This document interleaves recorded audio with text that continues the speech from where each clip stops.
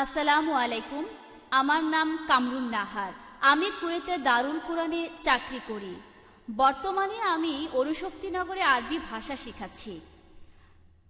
আমার প্রশ্নটা হলো, পবিত্র কোরআনে উল্লেখ করা আছে যে আল্লাহ সুবহানাহু ওয়া তাআলার কাছে একদিন সমান আমাদের 1000 বছর, আর অন্য এক জায়গায় এই কথাটি বলা হয়েছে যে একদিন সমান 50,000 বছর।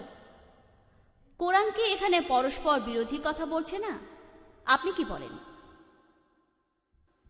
বোন একটা প্রশ্ন করেছেন যে পবিত্র কোরআনে উল্লেখ করা আছে বেশ কিছু জায়গায় যে আল্লাহর কাছে একদিন হলো 1000 বছরের সমান, আরেক জায়গায় লেখা আছে যে আল্লাহর কাছে একদিন হলো 50,000 বছরের সমান। এই কথা কি পরস্পর বিরোধী?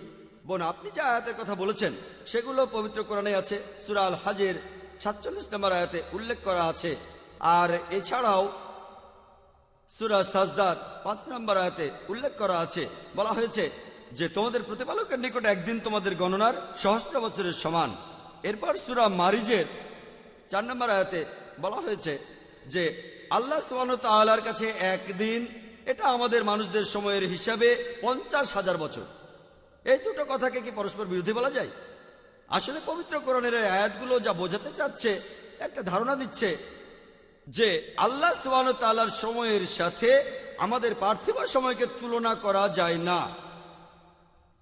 আমাদের পার্থিব সময় হোক সেটা 1000 বছর বা 50,000 বছর বা লক্ষ লক্ষ বছর, এই পার্থিব সময়টা আল্লাহর কাছে মাত্র একদিন অথবা মাত্র 1 সেকেন্ডের সমান হতে পারে। এখানে আপনাকে একটা ধারণা দেয়া হচ্ছে যে আল্লাহ সুবহানাহু ওয়া তাআলার সময়ের সাথে আমাদের পার্থিব সময়কে তুলনা করা যায় না। তারপরেও যদি আয়াতগুলোর শব্দগত অর্থ ধরেন, সেখানেও একটা ব্যাখ্যা রয়েছে। এই আয়াতগুলোতে যে আরবি শব্দটা ব্যবহার করা হয়েছে সেটা ইয়াম। এই শব্দটা দুটো আলাদা অর্থ আছে। ইয়ামের একটা অর্থ হলো দিন বা সময়কাল, অন্যটা যুগ বা লম্বা সময়। তাই আপনি যদি কোরআনে সূরা সাজদার 5 নম্বর আয়াতটি ভালো মতো পড়েন, বলা হয়েছে যে তিনিই সমুদয় বিষয়সমূহ পরিচালনা করেন, আকাশ হইতে পৃথিবী পর্যন্ত। অতঃপর একদিন সমস্ত কিছুই তাহার সমীপে সমর্থিত হইবে, যেদিনের পরিমাণ হইবে তোমাদের হিসাবে সহস্র বছর। যদি এই শব্দটা সঠিক অনুবাদ করেন, ইয়াম মানে সময়কাল, কথাটা দাঁড়াবে আল্লাহ আকাশ ও পৃথিবীর সবকিছু পরিচালনা করেন, আর সবকিছুই তাহার কাছে যাবে একটি সময়কালে, যে সময়টা তোমাদের হিসাবে 1000 বছর। আর সূরা মারিজের 4 নম্বর আয়াতে এই কথাটা বলা হয়েছে যে রূহ এবং ফেরেশতা আল্লাহর দিকে ঊর্ধ্বগামী হয় এমন একদিনে যাহার পরিমাণ পার্থিব সময়ের হিসাবে 50,000 বছর। যদি আয়াতটা সঠিক অনুবাদ করেন, ইয়াম মানে সময়কাল, কথাটা দাঁড়াবে যে রূহ এবং ফেরেশতা তারা আল্লাহ সুবহানাহু ওয়া তাআলার কাছে পৌঁছায় একটা সময়কালে যেটা 50,000 বছরের সমান। পবিত্র কোরআন দুটো আলাদা সময়ের কথা বলেছে, তাই এখানে পরস্পর বিরোধী কিছু নেই। যেমন ধরেন আমি বললাম যে আমার এখান থেকে ওয়াশিতে যেতে 1 ঘন্টা সময় লাগবে, এই জায়গা থেকে ওয়াশিতে যেতে আমার সময় লাগবে 1 ঘন্টা। আর তারপর বললাম যে এই জায়গা থেকে শ্রীনগর যেতে আমার সময় লাগবে 50 ঘন্টা। 50 ঘন্টা এটা পরস্পর বিরোধী না, কারণ দুটোই আলাদা সময়কাল। তাই এক আয়াতে কোরআন বলছে যে সময়কালের মধ্যে সমস্ত রূহ এবং ফেরেশতা আল্লাহ সুবহানাহু ওয়া তাআলার দিকে ঊর্ধ্বগামী হয়, সেটা পার্থিব সময়ের হিসাবে 50,000 বছরের সমান। আরেকটা আয়াত বলছে যে সময়কালের মধ্যে সবকিছু আল্লাহ সুবহানাহু ওয়া তাআলার কাছে সমর্থিত হয়, সেটা 1000 বছরের সমান। এটা পরস্পর বিরোধী নয়। আশা করি উত্তরটা পেয়েছেন। আসসালামু আলাইকুম জাকির ভাই, আমার নাম শাকির, মেকানিক্যাল ইঞ্জিনিয়ারিংয়ের ছাত্র। আপনাকে একটা প্রশ্ন করতে চাই যে কিভাবে একজন নাস্তিকের কাছে প্রমাণ করবেন বৈজ্ঞানিকভাবে যে একজন সৃষ্টিকর্তা আছেন? ভাই একটা প্রশ্ন করেছেন যে কি করে আমি বৈজ্ঞানিকভাবে প্রমাণ করব যে একজন সৃষ্টিকর্তা আছেন, আল্লাহ সুবহানাহু ওয়া তাআলা আছেন। বিশেষ করে একজন নাস্তিকের কাছে, যে কোনো ঈশ্বরকেই বিশ্বাস করে না, আমি প্রথমেই যে কাজটা করব সেটা হলো আমি সেই নাস্তিককে অভিনন্দন জানাবো। অভিনন্দন জানাবো কেন বলতে পারেন? আমাদের আশেপাশে দেখেন, উনি একজন হিন্দু কারণ উনার বাবা হিন্দু, উনি একজন খ্রিস্টান কারণ উনার বাবা খ্রিস্টান, আর উনি হলেন মুসলিম কারণ উনার বাবা ছিলেন মুসলিম। এই নাস্তিক যদিও জন্মের সময় তার একটা ধর্মীয় পরিচয় ছিল, সে কোন রকম নকল ঈশ্বরে বিশ্বাস করে না। তার বাবা মা যে ঈশ্বরে বিশ্বাস করে, তাই সে ঈশ্বরে বিশ্বাস করে না। আমি তাকে অভিনন্দন জানাচ্ছি, কারণ সেই নাস্তিক লোকটা শাহাদার প্রথম অংশটা মেনে নিয়েছে। ইসলামিক ধর্মমতের প্রথম অংশ লা ইলাহা, কোথাও কোনো ঈশ্বর নেই। এখন আমি যেটা করব, প্রমাণ করব ইল্লাল্লাহ, আল্লাহ ছাড়া, সেটা আমি করবো ইনশাল্লাহ। অন্য মানুষের ক্ষেত্রে আগে ভুল ঈশ্বরের ধারণাটা দূর করতে হবে, আর তারপরে আল্লাহ সুবহানাহু ওয়া তাআলার সঠিক ধারণা দিতে হবে। এখানে আমার অর্ধেক কাজ হয়ে গেছে। সে মেনে নিয়েছে লা ইলাহা, কোন ঈশ্বর নেই। এবার আমি প্রমাণ করবো ইল্লাল্লাহ, আল্লাহ ছাড়া, সেটা আমি করবো ইনশাল্লাহ। সেই নাস্তিককে প্রশ্ন করেন যে ধরেন কোন একটা বস্তুটা অপরিচিত হতে পারে, সেটা উঠতে পারে, যেটা পৃথিবীতে কেউ কখনো দেখেনি। পৃথিবীর কোনো মানুষ এই বস্তুটা সম্পর্কে কিছুই জানে না। যদি বস্তুটা আপনার সামনে আনা হয়, যদি প্রশ্ন করা হয় যে বস্তুটা কিভাবে কাজ করে, কোন ব্যক্তি প্রথমে আপনাকে সেটা বলতে পারবে? কোন ব্যক্তি প্রথমে বলতে পারবে? তাকে প্রশ্ন করেন, প্রথমে কোন ব্যক্তি আপনাকে বলতে পারবে এই নতুন বস্তুটা কিভাবে কাজ করে, যেটা পৃথিবীর কোনো মানুষ কখনো দেখেনি? কিছুক্ষণ চিন্তা করার পর সে আপনাকে উত্তর দেবে যে আপনাকে বলতে পারবে বস্তুটা কিভাবে কাজ করে। প্রথম ব্যক্তি হলো সেই বস্তুটা যে সৃষ্টি করেছে। কেউ বলবে প্রস্তুতকারক, বলতে পারে উৎপাদনকারী। যে উত্তরই আসুক, শব্দটা নিয়ে তর্ক করবেন না, মেনে নেন। অর্থটা প্রায় একই, সৃষ্টিকর্তা, পরিচালক, উৎপাদনকারী বা প্রস্তুতকারী। তবে উত্তরটা মনে রাখুন, উত্তরটা আপনার মাথায় রাখুন, তারপর তাকে আবার প্রশ্ন করুন এই বিশ্বজগৎ কিভাবে সৃষ্টি হয়েছে, কিভাবে তৈরি হয়েছে। সে আপনাকে বিজ্ঞানের থিওরির কথা বলবে। তাকে বলবেন পবিত্র কোরআনে সূরা আম্বিয়ার 30 নম্বর আয়াতে বিজ্ঞানের থিওরির কথা সংক্ষেপে বলা হয়েছে। 1400 বছর আগে পবিত্র কোরআনে কে এই কথা লিখতে পারে? সে তখন বলতে পারে এটা হঠাৎ করে মিলে গেছে। কোনো তর্ক করবেন না। এরপরে প্রশ্ন করবেন, আমরা জানতাম না যে চাঁদের আলোটা আসলে প্রতিফলিত আলো, আমরা সেদিন জানলাম। সে আপনাকে বলবে যে হ্যাঁ, চাঁদের আলো প্রতিফলিত আলো, এটা নিজের আলো নয়। আবিষ্কারটা কবে হয়েছে? সে বলবে সেদিন, গতকাল, 50 বছর আগে, 100 বছর আগে, কিছুদিন আগে জেনেছি। তখন তাকে বলবেন কোরআন বলেছে যে চাঁদের আলোটা আসলে প্রতিফলিত আলো 1400 বছর আগে। কে এই কথাটা বলতে পারে? হয়তো এটাও হঠাৎ করে মিলে গেছে। কোনো তর্ক করবেন না, আপনি বলে যান আমরা জানতাম সূর্য স্থির। প্রশ্ন করেন সূর্য স্থির, সে বলবে না, সূর্য গতিশীল, চারপাশে ঘুরছে। আমরা এটা কবে জানলাম? এই সেদিন, 50 বছর আগে, 100 বছর আগে। কোরআন এই কথা বলেছে 1400 বছর আগে। সে ইতস্তত বোধ করবে। তারপরও বলতে পারে কোনো বুদ্ধিমান লোক এটা লিখেছে। এরপর তর্ক করবেন না, বলে যান।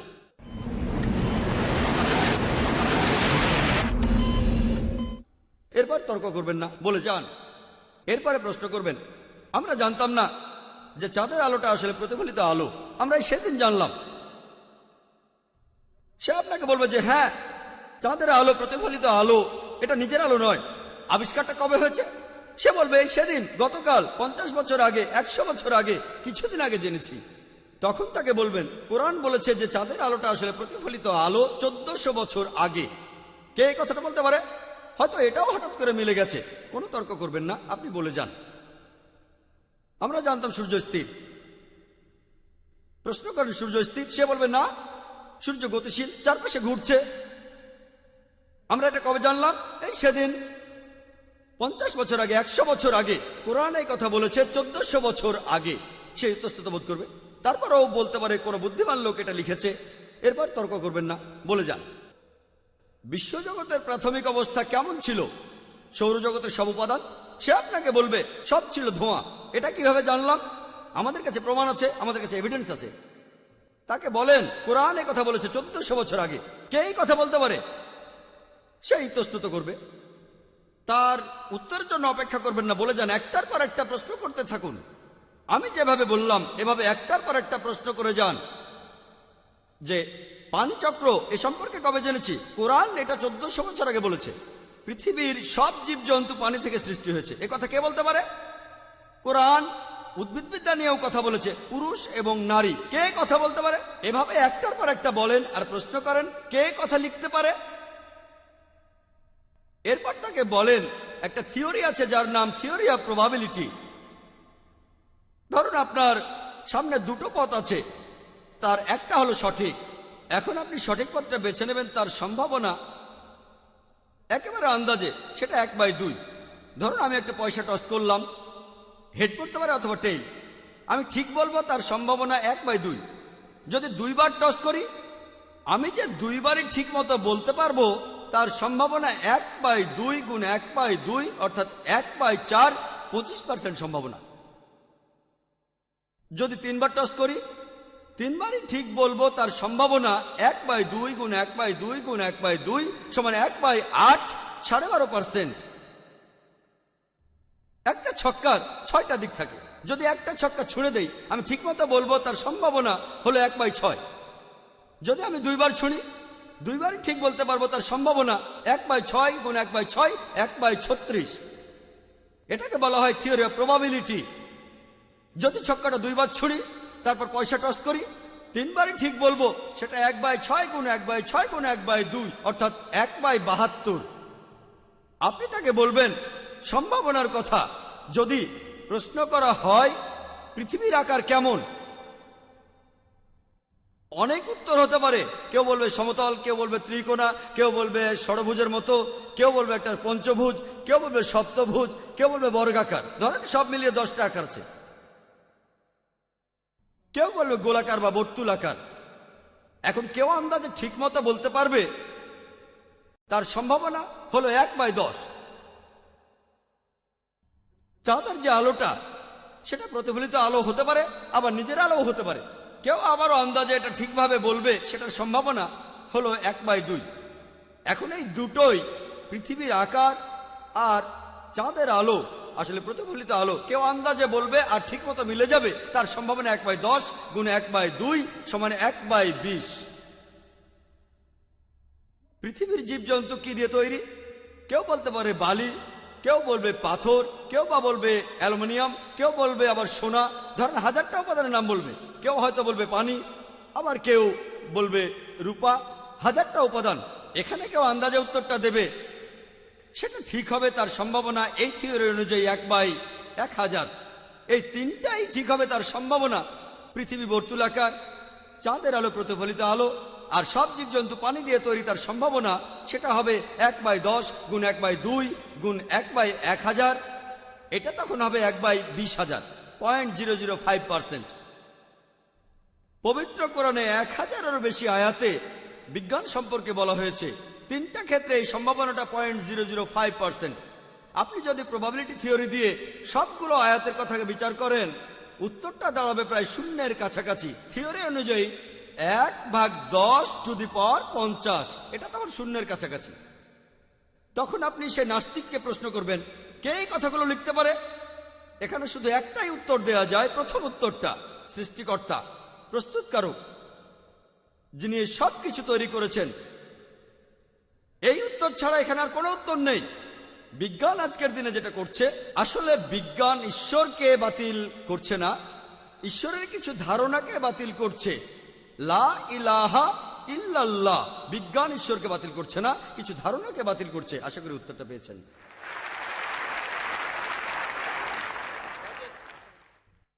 আমার নাম জাবেদ, আমি একজন স্টুডেন্ট। আমি আপনাকে একটা প্রশ্ন করব। পবিত্র কোরআনে এক জায়গায় বলা আছে মানুষ সৃষ্টি হয়েছে শুক্রবিন্দু থেকে, যে কথাটার সাথে আধুনিক বিজ্ঞানও একমত। কিন্তু অন্য আরেক জায়গায় কোরআন বলছে যে মানুষ সৃষ্টি হয়েছে মাটি থেকে। কোরআনের এই কথা কি পরস্পর বিরোধী, নাকি বিজ্ঞানের সাথে সামঞ্জস্যপূর্ণ? ভাই একটা প্রশ্ন করেছেন যে পবিত্র কোরআনে এক জায়গায় বলা হচ্ছে যে মানুষ সৃষ্টি হয়েছে শুক্রবিন্দু থেকে, আধুনিক বিজ্ঞানও একই কথা বলছে। আরেক জায়গায় বলছে মানুষ সৃষ্টি হয়েছে মাটি থেকে। বৈজ্ঞানিকভাবে এই কথাটাকে প্রমাণ করা যায়? আর এই কথাটা কি পরস্পর বিরোধী? এক জায়গায় শুক্রবিন্দু, আরেক জায়গায় বলা হচ্ছে মাটি। পবিত্র কোরআনে বলা হয়েছে, আমি আমার লেকচারও বলেছি যে সূরা কিয়ামত 37 নম্বর আয়াত থেকে 39 নম্বর আয়াত পর্যন্ত বলা হয়েছে যে মানুষ জাতি তৈরি হয়েছে শুক্রবিন্দু থেকে।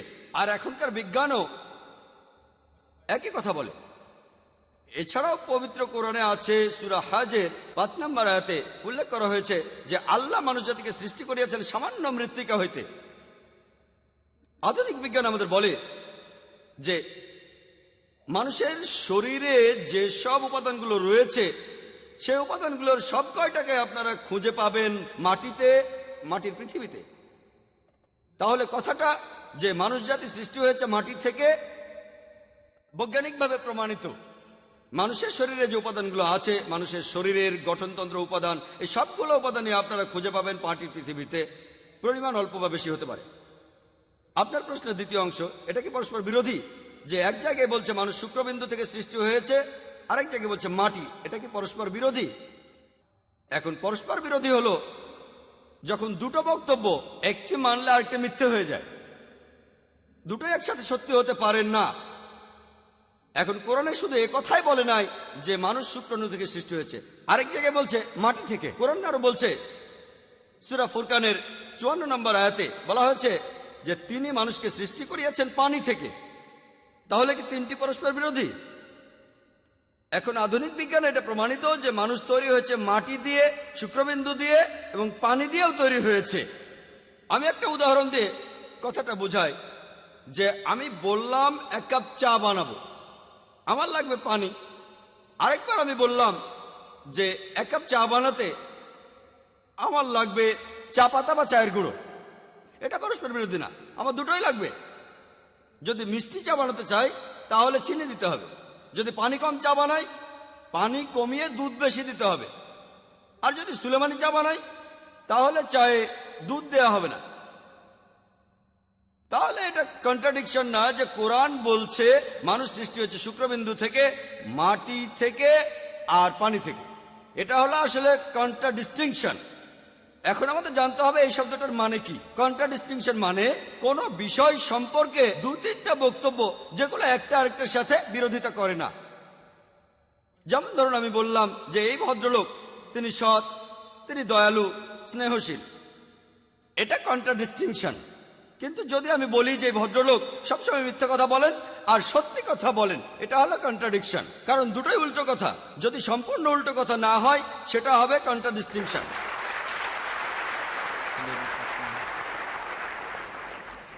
পরের প্রশ্ন ডান দিকের মাইক থেকে। আসসালামু আলাইকুম, আমার নাম ফয়সাল। আপনি কোরআনের এ কথাটা কিভাবে ব্যাখ্যা করবেন যে আল্লাহ সুবহানাহু ওয়া তাআলা হলেন সর্বজ্ঞ, তিনি অতীত, বর্তমান, ভবিষ্যতের সব কিছু জানেন? তাহলে কোরআনের আগে অন্য গ্রন্থ পাঠালেন কেন? শুধু কোরআনকেই পাঠালেন না কেন?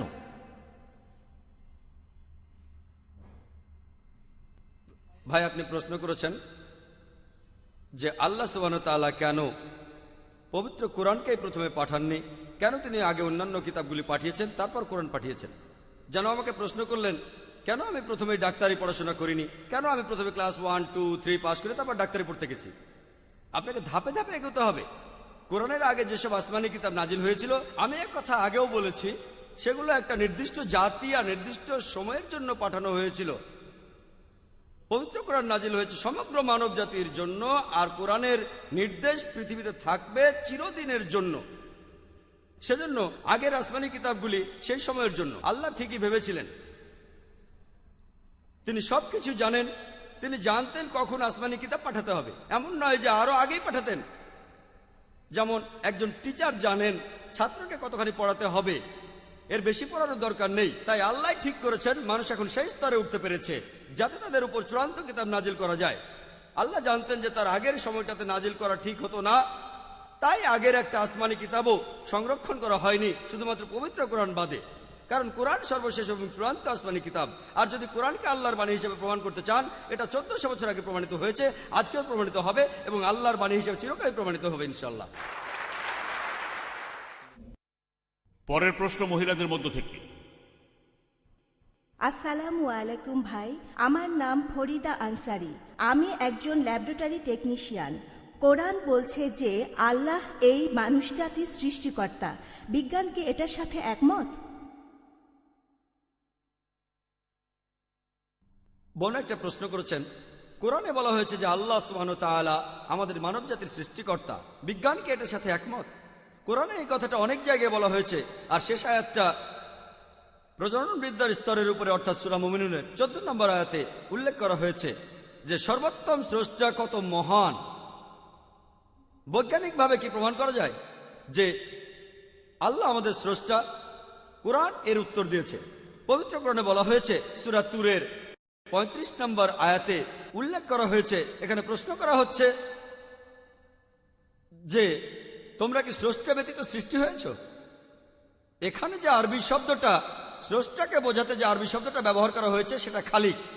এটার উৎপত্তি হয়েছে আরবি শব্দ খালাকা থেকে। এই খালাকা শব্দটার 4টা অর্থ আছে। একটা অর্থ হলো একেবারে শূন্য থেকে কোনো কিছু সৃষ্টি করা, অতীতে যার কোনো দৃষ্টান্ত নেই, এটা শুধুমাত্র আল্লাহ তাআলার পক্ষেই সম্ভব। খালাকা শব্দটার দ্বিতীয় অর্থ হলো পৃথিবীতে আছে এমন বস্তু থেকে নতুন কিছু সৃষ্টি করা। খালাকা শব্দটার তৃতীয় অর্থ সেটা হলো প্রোগ্রামিং বা পরিকল্পনা। আর চতুর্থ অর্থটা হলো সহজ করে দেয়া। পবিত্র কোরআন প্রশ্ন করছে, সূরা তুরের 35 নম্বর আয়াতে প্রশ্ন করা হচ্ছে, তোমরা কি স্রষ্টা ছাড়াই সৃষ্টি? খুব স্বাভাবিক যে এখানে উত্তরটা হবে না, মানুষ কোনো স্রষ্টা ছাড়া সৃষ্টি হয়নি। কোরআন এরপর প্রশ্ন করছে, তোমরা নিজেরাই কি স্রষ্টা? আমরা কি সৃষ্টিকর্তা? আমরা ভালো করেই জানি যে মানুষ আরেক মানুষকে সৃষ্টি করতে পারে না। যদি সেটাই করতে পারত তাহলে কেউ মারা গেলে সঙ্গে সঙ্গে বাঁচিয়ে তুলত, যদি তার কোনো আত্মীয় মারা যেত তাকে সঙ্গে সঙ্গে বাঁচিয়ে দিত। মানুষ আসলে জীবজন্তু সৃষ্টি করতে পারে না, এমনকি একটি মাছিকেও না, মানুষ তো দূরের কথা। এছাড়াও শরীরের অঙ্গ প্রত্যঙ্গ তৈরি করতে পারে না। ধরেন বিভিন্ন অঙ্গ প্রত্যঙ্গ যেমন টেস্টি, ওভারি, এগুলোর কারণে বংশবিস্তার হয়। যদি বলেন যে টেস্টিস, ইউটেরাস এদের কারণে বংশবৃদ্ধি হয়, তাহলে আপনাদের পূর্বপুরুষরাও আসবেন, তাদের অঙ্গ প্রত্যঙ্গ, তাদের পূর্বপুরুষ এদেরও অবদান রয়েছে। তাহলে এর উত্তর হবে না। কোরআনের পরে প্রশ্ন করছে, সূরা ওয়াকিয়ার 58 নম্বর এবং 59 নম্বর আয়াতে প্রশ্ন করা হচ্ছে যে তোমরা কি ভাবিয়া দেখিয়াছ তোমাদের বীর্যপাত সম্বন্ধে? উহা কি তোমরা সৃষ্টি করো না আমি সৃষ্টি করি? আর এটাই স্বাভাবিক। কোরআন এখানে যেসব প্রশ্ন করছে সেগুলোর উত্তর হবে না। কেউ কেউ হয়তো বলবে এটা হঠাৎ করে হয়ে গেছে, আমরা হঠাৎ করে সৃষ্টি হয়েছি, প্রাকৃতিক বস্তু আমরা হঠাৎ করে সৃষ্টি হয়েছি। আসলে আমরা বৈজ্ঞানিকভাবে দেখি আমাদের পক্ষে হঠাৎ সৃষ্টি হওয়া সম্ভব কি না। প্রত্যেক জীবকোষের সবচেয়ে গুরুত্বপূর্ণ উপাদান হলো প্রোটিনের অণু। যে কোনো জীবকোষের সবচেয়ে গুরুত্বপূর্ণ একটা উপাদান। এই প্রোটিনের অণুর মধ্যে 5টা উপাদান থাকে: কার্বন, নাইট্রোজেন, অক্সিজেন, হাইড্রোজেন আর সালফার। এছাড়া একটা অণু তৈরি করতে গেলে হাজার হাজার পরমাণুর প্রয়োজন হয়। এখানে একটা অণুর 5টা উপাদান আছে: কার্বন, নাইট্রোজেন, অক্সিজেন, হাইড্রোজেন এবং সালফার। হাজার হাজার পরমাণু নিয়ে একটি প্রোটিন অণু গঠিত হয়। আর পৃথিবীতে আনুমানিকভাবে 92টি স্বাধীন উপাদান। এখন এই 92টি উপাদানের মধ্যে 5টা মিলে একটি অণু গঠন করবে, আর এটার মধ্যে হাজার হাজার পরমাণু আছে, এগুলো মিলেই তৈরি হবে একটি প্রোটিনের অণু। এটার সম্ভাবনা হিসাব করেছেন ফ্র্যাঙ্ক এলিয়েন। তার মতে এই সম্ভাবনা হলো 1/10⁻160। এই 1/10⁻160 সমান কত জানেন? যদি আমি বলি 1/10⁻2, 10⁻2 মানে 100, 2টা 0, 1/100, এখানে সম্ভাবনা 1%। যদি আমি বলি 1/10⁻3, তার মানে 1/1000, সেটা 0.1%। যদি আমি বলি 1/10⁻4, তার মানে 1/10,000, অর্থাৎ 0.01%। তাহলে যখন হিসাব করবেন 1/10⁻160, তার মানে 0.00000, প্রথমে 157টা 0, তারপর 1। আর অঙ্কের থিওরি বলে যদি কোনো সংখ্যা 1/10⁻50 হয় তখন তাকে শূন্য বলা হয়। এরপরে এখানে বলা হয়েছে মাত্র একটা অণু নিয়ে, আর যে উপাদানগুলো দরকার একটা প্রোটিনের অণু তৈরি করতে, সেটার হিসাব করেছেন আরেকজন, চার্লস গাই, যে সেক্ষেত্রে লক্ষ কোটি উপাদানের প্রয়োজন হবে আমাদের গ্যালাক্সির মতো বড়। লক্ষ লক্ষ গ্যালাক্সি প্রয়োজন হবে শুধু একটা প্রোটিনের অণু তৈরি করতে। আর এখানে চার্লস গাই প্রয়োজনের সময়টাও হিসাব করেছিলেন। এখন মাত্র একটা প্রোটিনের অণু তৈরি করতে সময় লাগবে 10⁻263 বছর। এটা কত বড় জানেন? 100,000,000,263টি 0 এই সময় লাগবে একটা প্রোটিনের অণু তৈরি করতে। আপনারা কি জানেন একটা কোষের মধ্যে কতগুলো প্রোটিনের অণু আছে? আর এছাড়াও কোষের মধ্যে কতগুলো অন্যান্য অণু আছে, আর একজন মানুষের শরীরে কতগুলো কোষ আছে। যখন কোনো শিশু জন্মায় তখন তার শরীরে 600 কোটিরও বেশি কোষ থাকে। ডাক্তাররা এটা বলে থাকেন 600 কোটি। একটা প্রোটিনের অণু তৈরি হওয়ার সম্ভাবনা 1/10⁻160, আর এখানে সময় লাগবে 10⁻263 বছর। তাহলে 600 কোটি কোষ একটা শিশুর জন্য, চিন্তা করেন। আর কতজন মহিলা গর্ভবতী? একই সাথে লক্ষ লক্ষ মহিলা গর্ভবতী, আর সময় লাগে মাত্র 9 মাস। হঠাৎ করে মিলে যাওয়ার সম্ভাবনা 000, কোনো সম্ভাবনাই নেই। এই সৃষ্টি হঠাৎ করে হতে পারে না, অবশ্যই কেউ একজন সবকিছু তৈরি করছেন। বিজ্ঞান আমাদের বলে যে কেউ একজন অবশ্যই আছে, কোন অতিপ্রাকৃত শক্তি। তাই আমি আগেই বলেছি যে বিজ্ঞান ঈশ্বরকে বাতিল করছে না, ঈশ্বরের কিছু ধারণাকে বাতিল করছে। লা ইলাহা ইল্লাল্লাহ। আশা করি উত্তরটা পেয়েছেন।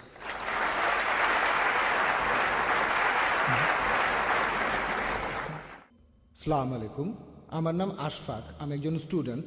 আমার প্রশ্নটা হলো, কোরআনে বেশ কিছু জায়গায় বলা আছে যে আকাশমণ্ডলী এবং পৃথিবী তৈরি হয়েছে 6 দিনে, কিন্তু সূরা ফুসিলাতে বলা হয়েছে যে আকাশ এবং পৃথিবী তৈরি হয়েছে 8 দিনে। এই কথাটা কি পরস্পর বিরোধী? এই আয়াতে আরও আছে যে পৃথিবী তৈরি হয়েছে 6 দিনে, আর তারপরে আকাশ তৈরি হয়েছে 2 দিনে। এই কথাটা বিগ ব্যাং থিওরির বিরুদ্ধে। আকাশমণ্ডলী আর পৃথিবী আসলে তৈরি হয়েছে একই সময়। ভাই খুব গুরুত্বপূর্ণ একটা প্রশ্ন করেছেন। কোরআন বলছে আকাশমণ্ডলী ও পৃথিবী 6 দিনে সৃষ্টি হয়েছে, আর সূরা ফুসিলাতে বলছে 8 দিন। এটা কি পরস্পর বিরোধী? আর এটা কি বিগ ব্যাং থিওরির বিপক্ষে যায় কিনা? আমি আপনার সাথে একমত যে কোরআন অনেক জায়গায় বলেছে আকাশমণ্ডলী ও পৃথিবী 6 দিনে সৃষ্টি হয়েছে। অনেক জায়গায় সূরা আরাবের 54 নম্বর আয়াতে এই কথা বলা হয়েছে। তারপর সূরা ইউনুসের 3 নম্বর আয়াতে উল্লেখ করা হয়েছে, সূরা হুদের 7 নম্বর আয়াতে উল্লেখ করা হয়েছে, সূরা ফুরকানের 59 নম্বর আয়াতে কথা বলা হয়েছে, সূরা সাজদার 4 নম্বর আয়াতে কথা বলা হয়েছে, আর সূরা হাদিদের 4 নম্বর আয়াতে কথা বলা হয়েছে। এমনকি অনেক জায়গায় পবিত্র কোরআন বলছে যে আকাশমণ্ডলী আর পৃথিবী তিনি সৃষ্টি করেছেন 6 দিনে। এটা পার্থিব দিন নয়, এটা হলো ইয়াম, খুব লম্বা একটা সময়কাল। এই কথার ব্যাপারে আমার আপত্তি নেই। আর আমি এ ব্যাপারে একমত যে পবিত্র কোরআনে আকাশমণ্ডলী আর পৃথিবীর সৃষ্টির কথা বলা হয়েছে। সূরা ফুসিলাতে আপনি এখানে যে আয়াতের কথা বলছেন সেটা হলো 9 থেকে 12 নম্বর আয়াত। বলা হচ্ছে যে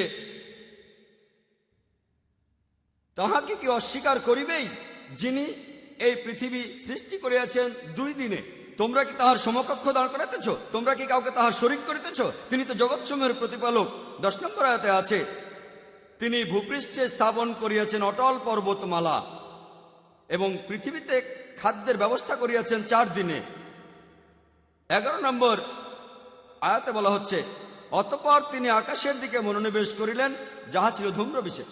অতঃপর তিনি উহাকে এবং পৃথিবীকে বলিলেন, তোমরা উভয়ে আসো ইচ্ছায় অথবা অনিচ্ছায়। উহারা বলিল, আমরা আসিলাম সম্পূর্ণরূপে অনুগত হইয়া। তিনি ইহা করেন 2 দিনে। তাই আপনি যদি পড়েন চিন্তা না করেই 2 + 4 + 2 = 8 দিন। কোরআন এই আয়াতগুলোর শুরুতেই উত্তর দিয়েছে। এখানে বলা হয়েছে যে যারা এর মধ্যে ভুল খুঁজতে যাবে তারা হবে সেই লোকগুলো সমান যারা অন্য কাউকে আল্লাহর শরীক করে। আল্লাহ সুবহানাহু ওয়া তাআলা জানতেন যে কিছু লোক থাকবে যারা কোরআনের এই আয়াতগুলোর ভুল বের করার চেষ্টা করবে, তারা হবে মুশরিক। আর এখন খ্রিস্টান মিশনারিরা এই আয়াতটা মুসলমানদের বিরুদ্ধে প্রয়োগ করে। যদি আশেপাশে দেখেন, আমি অনেক দেশে গিয়েছি, এই প্রশ্নটা আমাকে শেখানো করা হয়েছিল। খ্রিস্টান মিশনারিরা তারা এই প্রশ্ন করেছে। কোরআন বলেছে আগে থেকেই যে লোকে এই প্রশ্নটা করবে, আর এই লোকগুলো তারা যারা অন্য কাউকে আল্লাহর সাথে শরীক করে। এখন দেখা যাক, এখানে প্রথম 2টা আয়াত মানে সূরা ফুসিলাতের 9 নম্বর ও 10 নম্বর আয়াতে বলছে যে পৃথিবী সৃষ্টি হয়েছে 2 দিনে। তারপর পাহাড় পর্বত সেখানে বসানো হয়েছে, আর খাদ্যের ব্যবস্থা করা হয়েছে যথাযথভাবে 4 দিনে। তাহলে বলা হচ্ছে 2 দিনে পৃথিবী তৈরি হয়েছে, তারপর সেখানে পাহাড় পর্বত বসানো হয়েছে 4 দিনে, সব মিলিয়ে 6 দিন। তারপর 11 নম্বর আয়াতের প্রথম আরবি শব্দটা হলো সুম্মা। এখন এই আরবি শব্দ সুম্মা এর 3টা আলাদা অর্থ আছে। একটা হলো তারপর, আরেকটা হলো তখনই, আর অন্য আরেকটা হলো একই সাথে। আমি মেনে নিচ্ছি যে কোরআনের অনেক অনুবাদেই এই শব্দটাকে অনুবাদ করা হয়েছে তারপর। যদি সুম্মার অনুবাদ করেন তারপর, তাহলে কথাটা পরস্পর বিরোধী। অনুবাদ করেছে তারপর। আকাশমণ্ডলী সৃষ্টি হলো 2 দিনে, অর্থাৎ 2 + 4 + 2 = 8 দিন। তবে এখানে সঠিক অনুবাদ হবে, এখানে সুম্মা শব্দটার অনুবাদ হবে তখনই অথবা একই সাথে। আর আব্দুল্লাহ ইউসুফ আলহামদুলিল্লাহ এই আয়াতে সুম্মা শব্দটার সঠিক অনুবাদ করেছেন, অর্থাৎ একই সাথে। যদি সুম্মার অনুবাদ করেন তখনই বা একই সাথে, এর অর্থ দাঁড়াবে যখন পৃথিবী আর পাহাড় পর্বত 6 দিনে সৃষ্টি হলো, একই সাথে আকাশমণ্ডলী সৃষ্টি হয়েছে 2 দিনে। যেমন ধরেন কোন একজন নির্মাতা, তিনি কথা বললেন যে আমার কোম্পানি একটা 10 তলা বাড়ি বানিয়েছে, একই সাথে বাড়ির চারপাশের দেয়ালটাও বানিয়েছে, মোট 6 মাস সময়। এরপর কোনো একজন লোক সেখানে ফ্ল্যাট কিনতে গেলেন, তারপর সেই নির্মাতার সাথে কথা বললেন, বাড়িটা সম্পর্কে বিস্তারিত জানতে চাইলেন। নির্মাতা বললেন বেসমেন্ট তৈরি করতে 2 মাস লেগেছে, আর পরের 4 মাসে 10 তলা বাড়িটা বানিয়েছি। আর যখন আমি বেসমেন্ট আর বাড়িটা বানাচ্ছিলাম, এই কাজের সাথে সাথেই আমি এই বাড়ির চারপাশের দেয়ালটা বানিয়েছি 2 মাসের মধ্যে। এটা সম্ভব, কথাটা পরস্পর বিরোধী নয়। এরপরও মোট সময় 6 মাস। তাহলে একইভাবে সূরা ফুসিলাতের 9 নম্বর থেকে 12 নম্বর আয়াতে বলা হয়েছে যে সময় পৃথিবী আর পাহাড় পর্বত 6 দিনে সৃষ্টি হলো, একই সাথে আকাশমণ্ডলী সৃষ্টি করা হয়েছে 2 দিনে। এটা পরস্পর বিরোধী নয়। আর একইভাবে যদি অনুবাদ করেন তারপর, কথাটা বিজ্ঞানসম্মত হয় না, কারণ পৃথিবী আগে সৃষ্টি করা হয়েছে, তারপরে পাহাড় পর্বত, এটা পরস্পর বিরোধী। এছাড়াও পবিত্র কোরআনে সূরা বাকারার 29 নম্বর আয়াতে বলা হয়েছে যে আল্লাহ পৃথিবী সৃষ্টি করেছেন সুম্মা আকাশমণ্ডলী। তবে দুর্ভাগ্যজনকভাবে আব্দুল্লাহ ইউসুফ আলী এখানে সুম্মার অনুবাদ করেছেন তারপর। আর কোরআনে সূরা বাকারার 29 নম্বর আয়াতে তিনি সুম্মা শব্দের অনুবাদ করেছেন তারপর। আল্লাহ পৃথিবী সৃষ্টি করেছেন, তারপরে আকাশমণ্ডলী, তখন এটা পরস্পর বিরোধী। এখানে সুম্মা শব্দটা সঠিক অনুবাদ হবে তখনই বা একই সাথে। যদি অনুবাদ করেন একই সাথে, তাহলে কথাটা পরস্পর বিরোধী নয়, কারণ বিজ্ঞানের থিওরি আমাদের বলে যে আকাশ আর পৃথিবী একই সাথে সৃষ্টি হয়েছে। আর সেজন্যই কোরআনে, পবিত্র কোরআনে অনেক জায়গায় আছে আমি আকাশমণ্ডলী ও পৃথিবী তৈরি করলাম, আরেক জায়গায় বলা হচ্ছে আমি পৃথিবী ও আকাশ তৈরি করলাম। সবশেষে আমি পবিত্র কোরআনে সূরা আম্বিয়া 30 নম্বর আয়াতের কথাটা উল্লেখ করছি। আওয়ালাম ইয়ারাল্লাযীনা কাফারু আন্না সামাওয়াতি ওয়াল আরদা কানাত রাতকান ফাতাকনাহুমা। অবিশ্বাসীরা কি ভাবিয়া দেখে না আকাশমণ্ডলী ও পৃথিবী মিশিয়া ছিল, আমি উভয়কে পৃথক করিলাম।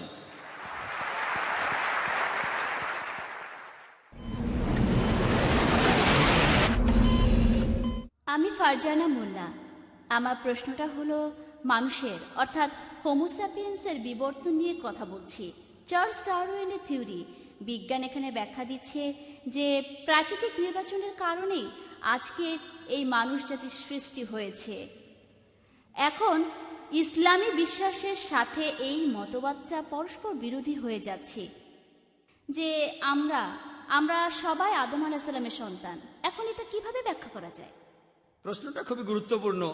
আমার কোনো বক্তৃতা, কোরআন ও আধুনিক বিজ্ঞান নিয়ে কোনো বক্তৃতা এই প্রশ্নটা ছাড়া সম্পূর্ণ হয় না। আমি এই বিষয়ে কথা বলেছি অনেক জায়গায়, কানাডায়, আমেরিকায়, ইংল্যান্ডে, সৌদি আরবে। কখনোই এই বিষয়টা সম্পূর্ণ হয় না, আর প্রশ্নোত্তর পর্ব সম্পূর্ণ হয় না এই প্রশ্নটা ছাড়া, অর্থাৎ theory of evolution. Charles Darwin বোন প্রশ্ন করলেন কিভাবে আমি কোরআনকে ডারউইনের বিবর্তনের মতবাদের সাথে মেলাবো। বোন, আমি এখন পর্যন্ত এমন কোনো বই পড়িনি যেটা বলছে বিবর্তনবাদের ফ্যাক্ট। সব বই বলছে বিবর্তনবাদের থিওরি। আমি এখন পর্যন্ত এমন কোনো বই দেখিনি যেটা বলছে বিবর্তনবাদের ফ্যাক্ট। যদি আপনি ডারউইনের বইটা পড়েন, the origin of the species, বলা হয়েছে যে চার্লস ডারউইন একটা দ্বীপে গিয়েছিলেন যার নাম গ্যালাপেগোস। তার জাহাজটার নাম ছিল HMS বিগল। আর তিনি দেখলেন সেখানে পাখি খুঁটে খুঁটে খাবার খাচ্ছে। পাখিগুলোর খোঁটাখুটির উপর নির্ভর করে তাদের ঠোঁট লম্বা আর ছোট হয়। এই পর্যবেক্ষণটা একটা প্রাণীর উপর করা হয়েছে, অনেক রকম প্রাণী নয়। চার্লস ডারউইন তার বন্ধু থমাস থমটনকে একটা চিঠি লিখেছিলেন 1861 সালে যে আমি প্রাকৃতিক নির্বাচনে বিশ্বাস করি না।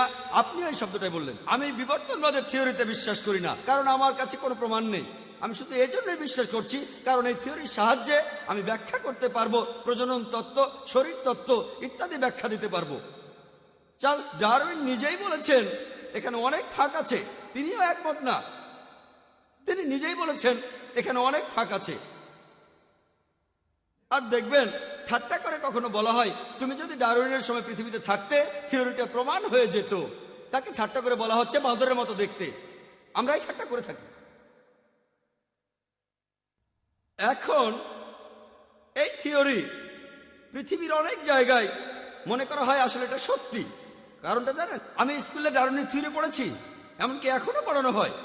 এখানে কারণটা কি বলতে পারেন? এখানে কারণটা হলো, আপনারা যদি চার্চগুলোকে খেয়াল করেন, চার্চগুলো আগে ছিল বিজ্ঞানের বিরুদ্ধে। আর আপনারা জানেন তারা গ্যালিলিওকে মৃত্যুদণ্ড দিয়েছিল। গ্যালিলিওকে তারা মৃত্যুদণ্ড দিয়েছিল কেন? কারণ তিনি জ্যোতির্বিদ্যা সম্পর্কে এমন কথা বলেছিলেন যা বাইবেলের বিরুদ্ধে যায়, তাই তারা তাকে মৃত্যুদণ্ড দিয়েছিল। এখন পোপ ক্ষমা প্রার্থনা করেন। তাই চার্লস ডারউইন যে থিওরির কথা বললেন সেটা যখন বাইবেলের বিরুদ্ধে গেল, বিজ্ঞানীরা তারা এখানে কোনো প্রমাণ দেখতে চাইল না। আমার শত্রুর শত্রু আসলে আমার বন্ধু। তাই সব বিজ্ঞানী, তাদের বেশিরভাগ বিজ্ঞানী এই সমর্থনটা করেছে কারণ বাইবেলের বিরুদ্ধে গেছে, থিওরি সত্যের জন্য নয়। তারা সমর্থন করেছে কারণ এই থিওরিটা বাইবেলের বিরুদ্ধে গেছে। সবগুলো স্টেজের কথা বলা আছে বোন, সবগুলো স্টেজ। লুসি 4 প্রকার হোমিনিড। বিজ্ঞান আমাদের বলে হোমিনিড 4 প্রকার। প্রথমটা হলো লুসি, এটার বৈজ্ঞানিক নাম হলো অস্ট্রালোপিথেকাস, যারা পৃথিবীতে ছিল 35 লক্ষ বছর আগে বরফ যুগে। তারপরে পৃথিবীতে আসলো হোমো হ্যাবিলিস, যারা পৃথিবীতে ছিল 5 লক্ষ বছর আগে। তারপর আসলো নিয়ানডার্থাল ম্যান, যারা ছিল 1 লক্ষ থেকে 40,000 বছর আগে। তারপর আসলো চতুর্থ স্টেজ ক্রো-ম্যাগনন। এইসব স্টেজের সাথে ডারউইনের কোনো সম্পর্ক নেই। পিপি গ্রাসে বলেছেন 1971 সালে, যিনি চেয়ারম্যান ছিলেন ইভলিউশনারি স্টেজ স্টাডিজের প্যারিসে সোজার ইউনিভার্সিটিতে, তিনি বলেছেন এটা একেবারে অসম্ভব। শুধুমাত্র ফসিল দেখে পূর্বপুরুষ বের করা যায় না। আমি আপনাদের এখানে কয়েকশো বিজ্ঞানীর নাম বলতে পারি, নোবেল বিজয়ীদের নাম, যারা ডারউইনের থিওরির বিরুদ্ধে। অনেকেই আপনারা হয়তো জানেন স্যার অ্যালবার্ট জর্জি, যিনি নোবেল পেয়েছিলেন ভিটামিন সি আবিষ্কারের জন্য। তিনি একটা বই লিখেছিলেন দ্য কেভিএফ অ্যান্ড ম্যান, ডারউইনের থিওরির বিরুদ্ধে। এরপর আপনি যদি স্যার ফ্রেড হোয়েলের বই পড়েন, তিনি সেখানে ডারউইনের থিওরির বিরুদ্ধে কথা বলেছেন। যদি আপনি রবার্ট অ্যালবার্টের নাম শোনেন, তিনি নতুন একটা বিবর্তনের থিওরি লিখেছেন ডারউইনের থিওরির বিরুদ্ধে। এটা চিন্তা করা যায় না, কল্পনা করা যায় না যে মানুষ এসেছে বাঁদর থেকে। যদি আপনারা স্যার স্যালসবেরির নাম শোনেন, একজন জীববিজ্ঞানী, তিনি বলেছেন এই ডারউইনের থিওরি বিশ্বাস করাটা খুবই অযৌক্তিক। যদি হোয়াইট মিটের নাম শোনেন, স্যার হোয়াইট মিট, তিনিও ডারউইনের থিওরির বিরুদ্ধে বই লিখেছেন। তিনিও একজন জীববিজ্ঞানী। আমি কয়েকশো জনের নাম বলতে পারি। আজকের দিনেও এটা স্কুলে পড়ানো হয়। কেন সেটা আমি আগে বলেছি। মিডিয়া তাদের হাতে, এছাড়া এখানে আর কোনো প্রমাণ নেই। এখানে অবশ্য কিছু প্রমাণ আছে একেবারে নিচু স্তরে, যেমন অ্যামিবা। নিচু স্তরের প্রাণীর ক্ষেত্রে যেমন অ্যামিবা নিজেকে প্যারামেশিয়ায় বদলে ফেলে। কোরআনে কথা বলে না যে অ্যামিবা বদলায় না, কোরআনে কথা বলে না। যদি প্রমাণ করা যায় সেক্ষেত্রে হয়তো সম্ভব, এটা কোরআনের বিরুদ্ধে নয়, কিন্তু এখানে কোনো প্রমাণ নেই। লোকে মলিকিউলার বায়োলজি থিওরির কথা বলে, জেনেটিক কোডিং এর কথা বলে। হ্যান্সিস ক্রেগের মত অনুযায়ী, যিনি এই ব্যাপারে একজন বিশেষজ্ঞ, তিনি বলেছেন এটা অকল্পনীয়। যদি আবারও আপনি হিসাব করেন সেই প্রবাবিলিটি যে একটা ডিএনএ সেটা দিয়েই বাঁদর থেকে মানুষ হয়েছে, এটাও শূন্য হবে। যদি আমি আবার হিসাব করি, আপনারা শুধু বিরক্তই হবেন। আপনাদের একটা প্রোটিন অণুর হিসাব দেখিয়েছিলাম, হিসাবটা এরকম হবে, একটা ডিএনএ। এটা আসলে কোনোভাবেই সম্ভব নয়। আপনারা জানেন নতুন একটা থিওরি এসেছে যে সমকামিতা জিনের মধ্যেই আছে। আমি খবরটা পড়েছিলাম টাইমস অফ ইন্ডিয়ায়। আমি ভেবেছিলাম এবারে আমি যখন রবিবারে আবার আমার পরের লেকচারটা দেব, আমাকে এই প্রশ্নটা তখন করা হবে, যদি সমকামিতা জিনের মধ্যেই থাকে, আল্লাহ আমাদের কেন দোষ দেবেন? কোরআন সমকামিতার বিরুদ্ধে কথা বলেছে। আমি বললাম যে এটা আসলে থিওরি, অপেক্ষা করুন প্রমাণিত হোক, এখনই মন্তব্য করবেন না। এরপর মাত্র কয়েক মাস পরেই দেখা গেল এই থিওরিটা ভুল প্রমাণিত হলো। আর যে লোক এই থিওরির কথা বলেছিল যে সমকামিতার জিনেই আছে, সে নিজেই একজন সমকামী। সেজন্যই বলেছি আমি কথা বলবো বিজ্ঞানের প্রতিষ্ঠিত সত্য নিয়ে, থিওরি আর অনুমান নিয়ে নয়। ডারউইনের থিওরি প্রমাণিত কিছু নয়। আমরা মানুষরা বাঁদর থেকে আসেনি। অনেক বিজ্ঞানী এই থিওরির বিরুদ্ধে কথা বলেন, আর পবিত্র কোরআনের বিরুদ্ধে কথা বলেছে। কোরআন বলছে প্রথম মানুষ হলেন আদম আলাইহিস সালাম। ইনশাল্লাহ আমরা এটা আবিষ্কার করব, হয়তো 100 বছর পরে বা 1000 বছর পরে। এটা নিয়ে গবেষণা হচ্ছে যে মানুষ জাতি একটা যুগল থেকে তৈরি হয়েছে কিনা। তবে এটা শুধু থিওরি, এটা কোরআনের আয়াতও আছে যে মানুষ জাতি তৈরি হয়েছে একটি যুগল থেকে পুরুষ ও নারী। এটা শুধুই থিওরি, তাই এটার কথা আমার লেকচারে বলিনি। ইনশাল্লাহ এটা প্রতিষ্ঠিত হবে 50 বছর পরে বা 100 বছর পরে। সেদিন আমরা জানবো কোরআন বিজ্ঞানের কথাই বলছে, পরস্পর বিরোধী কিছু নয়, বিজ্ঞানের প্রতিষ্ঠিত সত্যের সঙ্গে অসামঞ্জস্যপূর্ণ কিছু নয়। আশা করি উত্তর পেয়েছেন। পরের প্রশ্ন মহিলাদের মধ্য থেকে। সালাম আলাইকুম ভাইজান।